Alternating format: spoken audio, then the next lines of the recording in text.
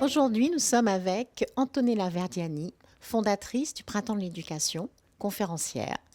Donc, enchantée, Antonella. Est-ce que tu peux nous parler un petit peu du Printemps de l'éducation? Alors, le Printemps d'éducation est né en 2012 d'un simple constat, c'est-à-dire qu'on s'est rendu compte que les solutions, elles existent déjà sur le terrain et qu'il y a beaucoup de praticiens, de maîtres, de maîtresses, de professeurs, d'enseignants qui ont déjà des solutions donc, qui concernent la vie à l'école et comment changer les pratiques éducatives et qu'il faut seulement les partager.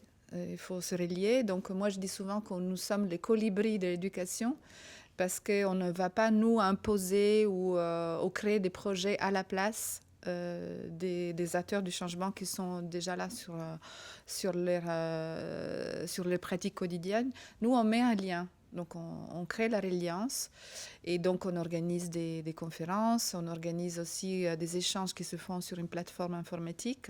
On a un annuaire de ces pratiques-là. L'idée, c'est que ça devienne effectivement un mouvement citoyen. Et c'est né comme ça. C'est vraiment l'idée de créer un mouvement citoyen et qui concerne autant le public que le privé. Donc, on ne va pas, nous, uniquement interpeller les praticiens du privé. On fait en sorte qu'il y ait aussi une valorisation des enseignants qui travaillent dans le public. Et ça, c'est très important. Ce qu'on voudrait, c'est que les pratiques pédagogiques qui sont déjà très connues dans le système privé puissent aussi rentrer dans le public de plus en plus. Un peu dans le public. Ouais. Alors, est-ce que tu peux nous parler, par exemple, un peu de tes interventions à La Réunion, hein, par exemple, bon, parce qu'on est très intéressés, nous, en tant qu'Antillais, à voir un peu qu'est-ce que tu as pu amener, un peu tes petites graines donc, à La Réunion. Ouais. Alors, il se trouve que j'ai écrit un livre qui s'appelle Ces écoles qui rendent nos enfants heureux. Et donc, ce livre a été lu par une chercheuse qui habite à l'île de la Réunion et qui a aussi une école nouvelle. Donc, à l'intérieur d'une ferme pédagogique. Voilà. Et donc, à l'intérieur de cette ferme, elle a créé cette école. Ça s'appelle Salangan. Et donc, en ayant lu le livre, elle m'a invitée à l'île de la Réunion où j'ai donné une conférence. Et à cette conférence, il y avait la directrice du CNFPT, donc du Centre national de formation. Voilà. Et donc, elle m'a invitée à donner des formations sur la base de ce que j'ai travaillé à l'intérieur de ma thèse, c'est-à-dire j'ai fait un travail de doctorat. Et la thèse s'appelle Éduquer à la joie. Et donc, je donne des formations qui s'appellent Éduquer à la joie. Et je me retrouve à l'île de la Réunion à travailler avec surtout du personnel de la petite enfance. Et ce que je trouve formidable, d'abord pour moi, c'est d'être en contact avec des personnes qui sont sur le terrain, en contact avec des bébés, des personnes qui sont souvent très simples, qui n'ont pas beaucoup d'études, et c'est super parce qu'ils n'ont pas la tête encombrée de concepts qu'il faut défaire souvent, et qui sont dans la simplicité aussi de la relation. Et en même temps, donc moi, ce que je fais, c'est tout un travail aussi nécessaire sur la mémoire de la violence éducative, qu'on dit aussi ici ordinaire. Parfois, elle est vraiment extraordinaire, parce que à l'île de la Réunion surtout, elle est encore liée à l'esclavage, à la mémoire de l'esclavage. Donc, tout ce qu'on fait, c'est d'aller revisiter sa propre posture éducative. Moi, c'est ça vraiment l'approche que j'ai. Qui suis-je quand j'éduque? Qui suis-je dans la relation avec l'enfant? Et quelle a été mon histoire par rapport à ça? Et donc, comme je le dis souvent, ce n'est pas un travail de thérapie, mais on va toucher des endroits qui sont parfois douloureux et nous, on propose, on dit nous parce que je co-anime avec une autre personne qui travaille sur le corps.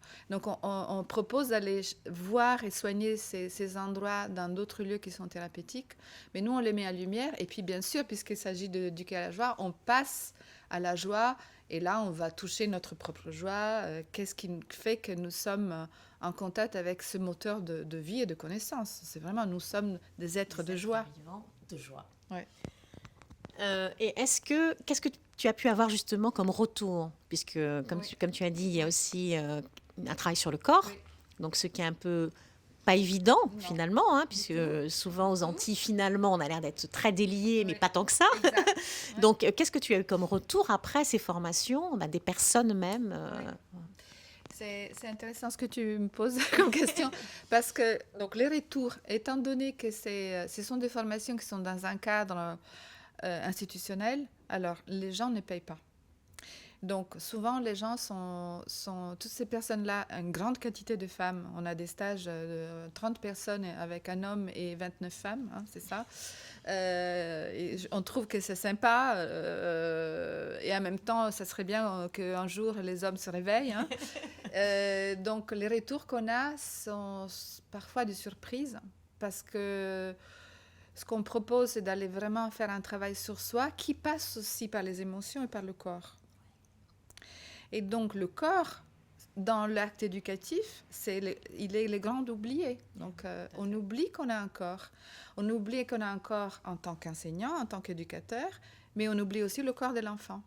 Donc, le corps de l'enfant, surtout pour les petits, il y a des activités qui sont faites à l'intérieur du temps scolaire. Mais ces activités-là, elles diminuent de plus en plus qu'on évolue dans la carrière et dans l'âge, dans la carrière scolaire, on va dire, hein. Et donc, le corps au lycée, il n'existe plus. Donc, par contre, ce qu'on dit, mais comment faire en sorte que ce corps ne soit plus oublié, que ce corps il soit pris en considération, en sachant que c'est le vivant, on a affaire avec le vivant. L'enfant, c'est un être vivant, il est fait d'émotions. Ces émotions-là, ça serait bien qu'on apprenne aussi à les accueillir en nous. Et donc, si on ne peut pas les accueillir en nous, on ne peut pas accueillir les émotions de l'enfant. Donc, c'est un travail qui est fait vraiment de façon circulaire. Mais c'est vrai ce que tu dis, dans vos pays, il y a, puisqu'il y a le soleil, un peu comme chez nous en Italie, hein, donc on a l'impression qu'on est super à l'aise avec le corps. Et en réalité, dès qu'on touche à l'expression, par exemple, de l'émotion, est-ce que le corps nous envoie comme signal? C'est très difficile. C'est très difficile à Oui, gérer. c'est très difficile à gérer. Oui. Une autre petite question. Donc, quelle est finalement pour le printemps de l'éducation la prochaine étape? Comment vous allez essaimer un petit peu Oui. Est-ce que c'est les personnes qui vous contactent? Est-ce que c'est vous qui allez au-devant ou est-ce que ça dépend? Eh bien, ça tombe bien parce qu'on a fait hier notre AG, notre Assemblée Générale. Donc, on a donc un peu une idée de surtout ce qu'on a fait et là où on veut aller. Nous avons aujourd'hui une cinquantaine de comités locaux en France, avec une bonne douzaine de comités très actifs. Les autres, ce sont plutôt des antennes de relais. Et ces antennes sont nées à la suite d'un tour de France qu'on a fait. Okay. Donc, on a stimulé le débat sur la question du changement éducatif parce qu'aujourd'hui, il y a de plus en plus des personnes qui veulent créer des écoles, d'enseignants qui veulent changer leurs pratiques, d'élèves qui cherchent de nouvelles solutions, des parents qui se réunissent pour aller aussi chercher de nouvelles solutions, souvent aussi pour créer des écoles. Hein. Donc, et donc, le printemps d'éducation, comme je le disais, il relie, il met en contact les gens entre eux, mais aussi stimule. Donc, notre idée, c'est vraiment de faire en sorte d'être de plus en plus connu en France et même maintenant, ça se fait dans d'autres pays européens. Il y a un comité local suisse. Et donc, ce sont les comités locaux qui organisent eux-mêmes des événements. Super.